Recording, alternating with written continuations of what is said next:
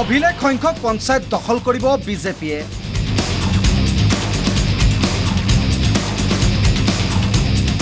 ইতিমধ্যে প্ৰায় 299টা বিভিন্ন পদত বিনা প্ৰতিদ্বন্দ্বিতাৰে জয় বিজেপিৰ প্ৰাৰ্থী। শক্তিশালী ৰূপত প্ৰতিখন নিৰ্বাচনী প্ৰচাৰ সভাত বিজেপি।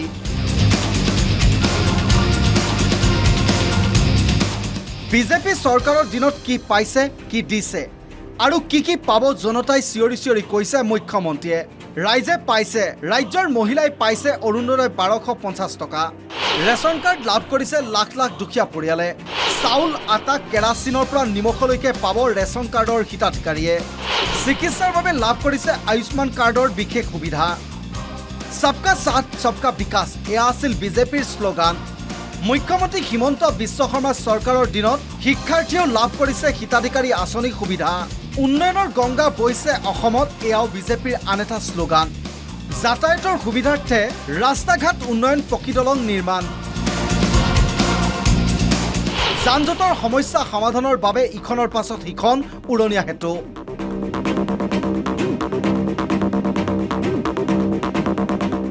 এই সকলোবোৰ কেৱল বিজেপিৰ দিনতহে সম্ভৱ হোৱা বুলি নিৰ্বাচনী প্ৰচাৰ সভাত মন্তব্য কৰিছে মুখ্যমন্ত্ৰীৰ পৰা আৰম্ভ কৰি বিজেপিৰ প্ৰতিগৰাকী দলীয় নেতাই।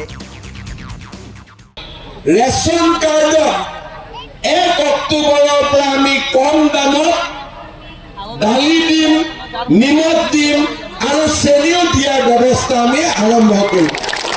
তাৰমানে এতিয়া আপোনালোকে ৰেচন কাৰ্ডত বজাৰতকৈ কম দামত 30 টকা কম দামত চেনি পাব, চাউল বিনামূলীয়া পাব, নিমখ বজাৰতকৈ 10 টকা কম দামত পাব আৰু চেনি বজাৰতকৈ 30 টকা কম দামত পাব।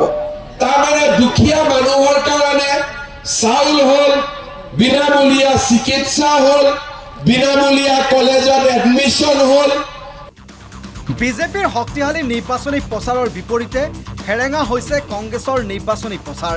কেইবাখনো কংগ্ৰেছৰ নিৰ্বাচনী প্ৰচাৰ সভাত কেৱল খালী চকীহে ভৰি থাকিল। বিজেপিয়ে দিছে, কংগ্ৰেছে দিব, কিন্তু কি দিব কংগ্ৰেছে? কংগ্ৰেছৰ প্ৰতিশ্ৰুতিৰ বন্যা নিৰ্বাচনী প্ৰচাৰ সভাত। কংগ্ৰেছৰ চৰকাৰ আহিলে ৰাইজে সকলো পাব। বিজেপিক তীক্ষ্ণ বাক্যৰে সমালোচনা কংগ্ৰেছৰ সভাপতি ভূপেন বৰাৰ পৰা সাংসদ গৌৰৱ গগৈলৈকে। বিজেপিৰ নিৰ্বাচনী কোনো ইছ্যু নথকাৰ বাবে ব্যক্তি বিশেষ আক্ৰমণেৰে চলিছে বিজেপিৰ নিৰ্বাচনী প্ৰচাৰ। এনেদৰেই সমালোচনা কংগ্ৰেছৰ। মেট্ৰিক পৰীক্ষাত কোনোবাই ফাৰ্ষ্ট ডিভিজন যেতিয়া পাইছিল, কংগ্ৰেছে সেই ছাত্ৰ বা ছাত্ৰীক বিনামূলীয়া লেপটপ দিছে। কংগ্ৰেছৰ দিনত যদি কোনোবাই ছাত্ৰ বা ছাত্ৰী ছেকেণ্ড ডিভিজন পাইছিল, চৰকাৰৰ পৰা বিনামূলীয়া কম্পিউটাৰ টেবলেট পাইছিল। শিক্ষাৰ প্ৰতি আগ্ৰহী হৈছিল। মানুহবোৰ দেখিছিল যে সেই ঘৰৰ ল'ৰা ছোৱালী ইমান ভালদৰে ৰিজাল্ট আনিছে। নিৰ্বাচনী প্ৰচাৰৰ বাকযুদ্ধৰ মাজতে কেইবাটাও পঞ্চায়তৰ নিৰ্বাচনী প্ৰচাৰ সভাত বিসংগতি সংঘটিত হৈছে মাৰপিটৰ ঘটনা। কংগ্ৰেছৰ প্ৰাৰ্থীয়ে বিজেপিক, বিজেপিৰ প্ৰাৰ্থীয়ে কংগ্ৰেছৰ প্ৰাৰ্থীক আক্ৰমণৰ লক্ষ্য কৰি লৈছে।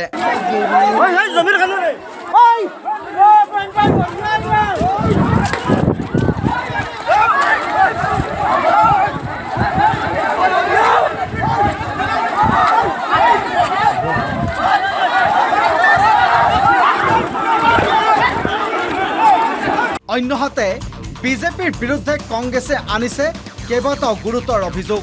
ভয় ভাবুকিৰে একাংশ প্ৰাৰ্থীক মনোনয়ন পত্ৰ প্ৰত্যাহাৰ কৰাইছে বিজেপিয়ে। এই সকলোবোৰৰ মাজতে এতিয়া এটা কথাই চৰ্চা চলিছে, সৰ্বাধিক পঞ্চায়ত দখলেৰে বিজেপিয়ে অভিলেখ সৃষ্টি কৰিব 2025-ত। News desk report, the news plus. যিকোনো খবৰৰ বাবে যোগাযোগ কৰক 7099017330 লগতে 7099017110 নম্বৰত।